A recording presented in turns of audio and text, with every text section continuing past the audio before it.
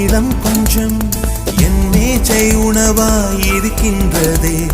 தீயில் கொஞ்சம் பூவில் கொஞ்சம் என் மெத்தை விரிப்பாய் கிடக்கின்றதே. சுரும் கண்ணீர் கொஞ்சம் குளிர் வெந்நீர் கொஞ்சம் என்னை குளிப்பாட்டி அழகாக்கி கொஞ்சம்